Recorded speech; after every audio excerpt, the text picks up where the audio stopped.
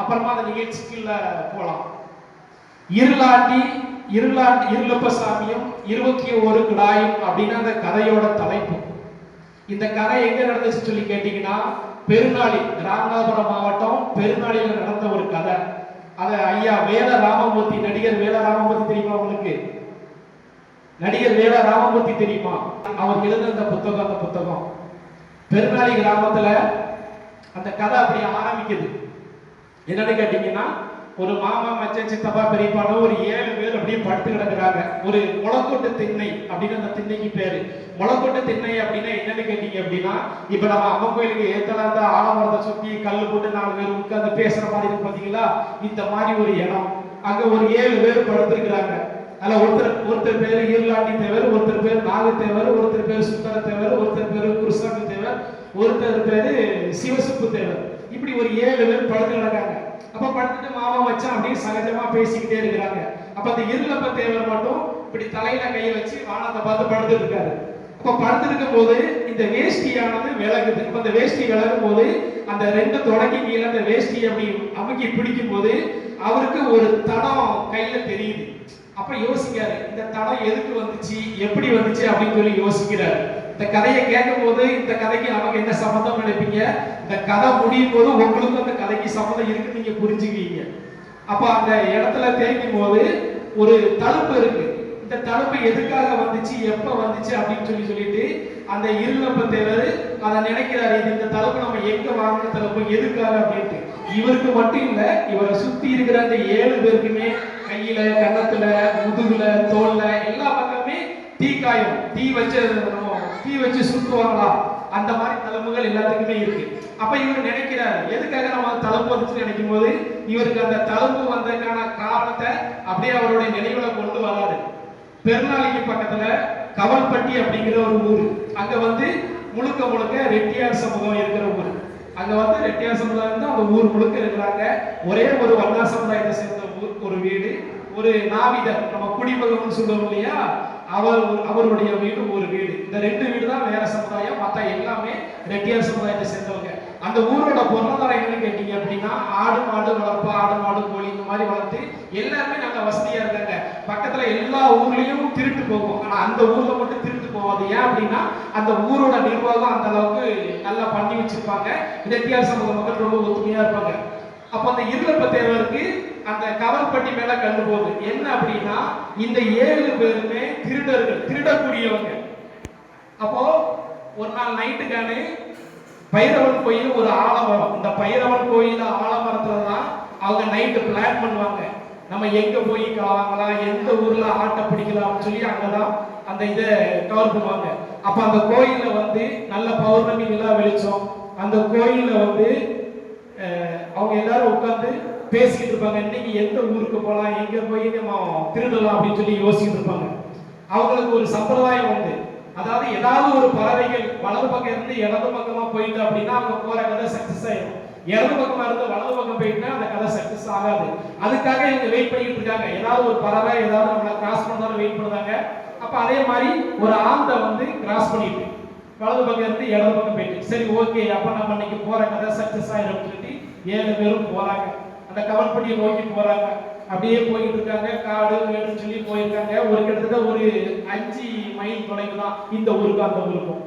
பக்கத்துல போயாச்சு. ஒரு 2 வயலை தான் தாண்டணும். அந்த பக்கம் ஆட்டுக்கடை இருக்கு. இவங்க ஒரு 2 வயலுக்கு இந்த பக்கம் நிக்கிறாங்க. அப்போ ஒரு பாம்பு, ஒரு பெரிய பாம்பு ஒண்ணு வருது. அந்த பாம்பு இவங்களை எதிர்த்து இவங்களை கொத்தணும் அப்படிங்கிற சமயத்துல இந்த இருளாண்டி தேவர் என்ன பண்றாரு, கையில இருக்கிற வேல் கம்பு வச்சு அந்த பாம்பை குத்தி கொண்டுறாரு. குத்தி கொண்டு அந்த பாம்பை தூக்கி தூர வீசிட்டு அடுத்த ஸ்டெப் உள்ள போறாங்க. அப்ப உள்ள போன உடனே இருளாண்டி தேவர் சொல்றாரு, இதுக்கப்புறம் யாரும் பேசாதீங்க, நாம போய் அந்த கிராயமா தூக்கிட்டு 7 பேரையும் வந்தோம்னு சொல்லிட்டு அந்த ஆட்டுக்கடையை சுத்தி 7 பேர் நிக்கிறாங்க. இந்த 7 பேரும் 7 கடாயை தூக்கணும், ஒரே பிடியில தூக்கணும். அது எப்படி தூக்கணும் அப்படின்னா, கிட்டத்தட்ட 7 மைல் நடந்து வரணும். ரொம்ப பெரிய கடாயா தூக்குனா நடக்க முடியாது, வெயிட்ட தூக்கிட்டு வர முடியாது. அப்போ இவங்களுக்கு எவ்வளவு தூக்க முடியுமோ அந்த மாதிரியான ஒரு கடாயை தூக்கிக்கிட்டு 7 பேர் வரணும். அப்போ அவரு இருளப்ப தேவர் சொல்றாரு, நான் துண்டை சுத்தின உடனே நீங்க கடாயை தூக்கிருங்க அப்படின்ட்டாரு. கடாயில காவலுக்கு ஒரு ஆள் படுத்து கிடக்கு, ஒரு நாய் படுத்து கிடக்கு. நாய்னா சாதாரண நாய் கிடையாது, ராஜபாளையம் கோம்பை நாய். அந்த நாயும் படுத்து கிடக்கு. ரெண்டு பேருமே நாயும் தூங்குது, அந்த காவலாளியும் தூங்குறான். இவர் இருளப்பத்தவர் இந்த துண்டை எடுத்து அந்த துண்டை அப்படி சுத்தின உடனே 7 பேரும் உடனே சடனா அந்த 7 கிராயை பிடிச்சு இந்த சொட்டையை ஒடிச்சு தோல்ல தூக்கி போட்டு கிடையை விட்டு நகர்த்து வந்துருவாங்க.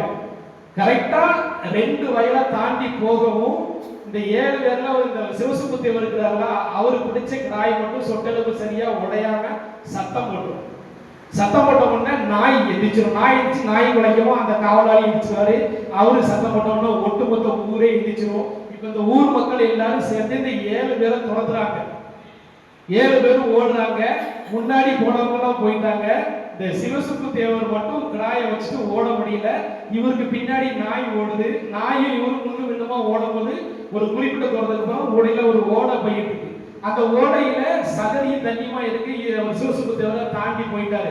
இந்த நாய் என்ன பண்ணிச்சு, நம்ம சகதியில போனா மாட்டிக்கிறோம்னு சொல்லிட்டு தண்ணி வழியா நீந்தி போய் சிவசுக்கு தேவரை பிடிச்சு அவரை கடிச்சிட்டு முதல்ல என்ன பண்ணுது, அவருடைய வேட்டியை இழுத்து போட்டுட்டு அவர் வேட்டி போனா பரவாயில்ல அப்படின்னு சொல்லிட்டு கிராயை தூக்கிட்டு ஓடும் போது அந்த கையில நாய் கடிச்சு கிராயை கீழே போட்டாரு. கீழே போட்டவங்க நாய்க்கு இவருக்கு சண்டை, பயங்கரமான சண்டை. அந்த புத்தகம் படிக்கும் போது அதோட உணர்வுகள் உங்களுக்கு தெரியும்.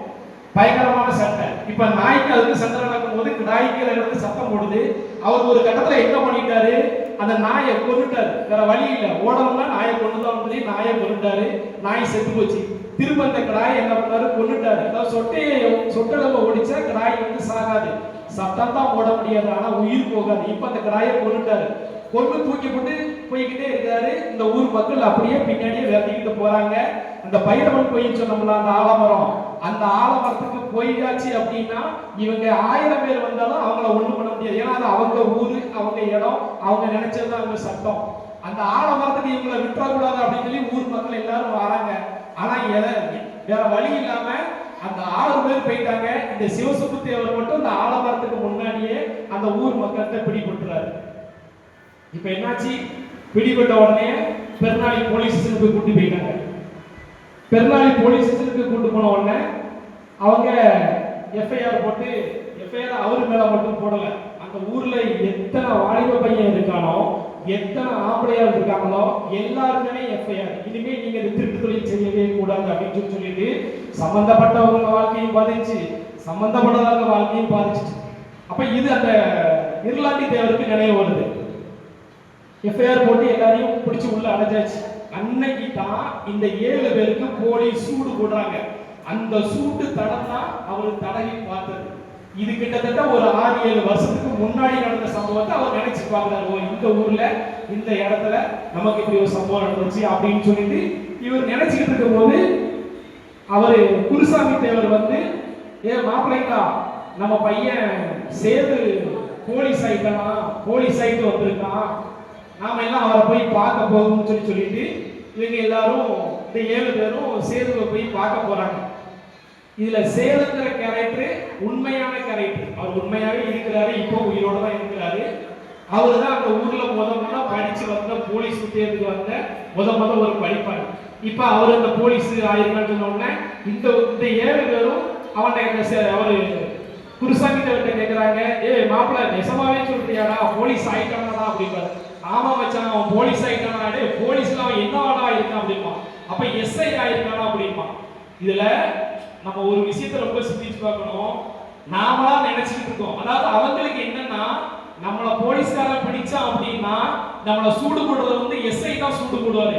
அப்ப போலீஸ் காவல்துறையில உயர்ந்த பதவியே எஸ்ஐ தான் அவங்க நினைச்சிட்டு இருக்காங்க. அதுக்கு மேல ஐஜி, டிசி, டிஐஜி, ஏடிஜிபி அதெல்லாம் அவங்களுக்கு தெரியாது. அவங்களுக்கு தெரிஞ்சது ஒரே போலீஸ், எஸ்ஐ. அந்த அளவுக்கு தான் அவங்களுடைய அறிவு இருக்கு. அப்போ இப்ப என்னாச்சு, அப்ப நீங்க எல்லாரும் போய் பார்க்க போன்னு சொல்லிட்டு சேதுவை தேடி சேதுவோட வீட்டுக்கு போறாங்க.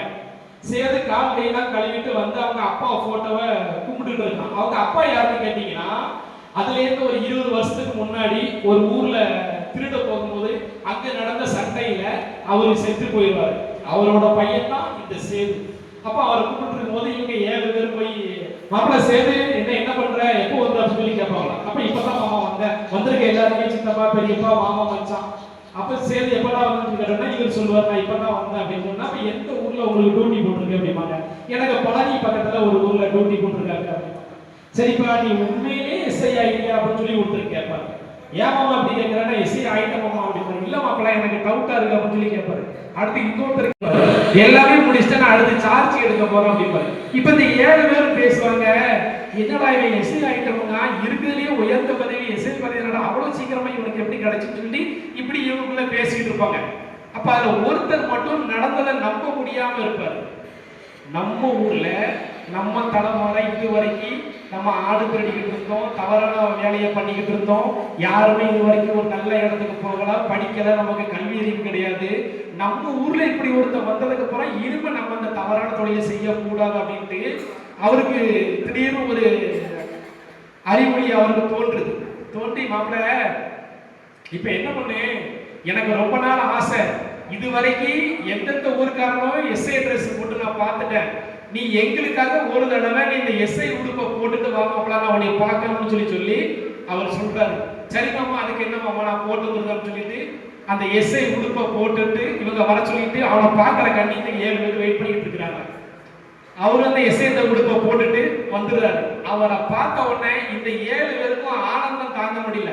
நம்ம ஊர்ல இருந்து ஒரு பையன், அதை இவங்க அப்பாவே நம்ம கூட ஒரு தவறான தொழில் வந்தவர், அவரோட பையன் படிச்சு இன்னைக்கு இந்த இடத்துக்கு வந்திருக்காங்கன்னா இனிமே நம்ம அந்த கேவலமான தொழிலை செய்யக்கூடாதா, இனிமே நம்ம பிள்ளையும் நாம படிக்க வைக்கணும், இவனே மாதிரி நம்ம வீட்லயும் ஒருத்தர் அரசாங்க உத்தியோகத்துக்கு போகணும் அப்படிங்கிற ஒரு எண்ணத்துல அவரை பார்த்துட்டு இந்த 7 பேருக்கும் அப்படியே கண்முழுக்க கண்ணீரா வருது.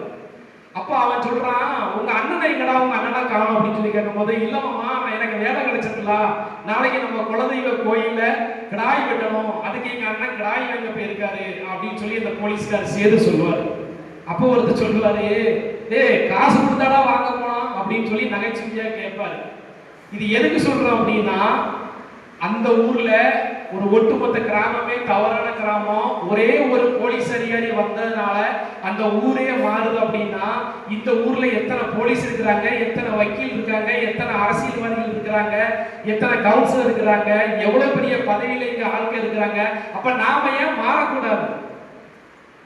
நல்லா யோசிச்சு பாருங்க. ஒரு கிராமத்துல ஒருத்தர் போலீஸால அந்த ஊரே மாறுது அப்படின்னா, அப்ப நம்ம ஊர்ல எவ்வளவு போலீஸ் இருக்கிறாங்க, போலீஸ்ல உயர்ந்த பதவியில இருக்கிறாங்க, அரசியல்ல உயர்ந்த பதவியில இருக்கிறாங்க, என்ன போல தன்னார்வலர்கள் நிறைய பேர் இருக்கிறாங்க.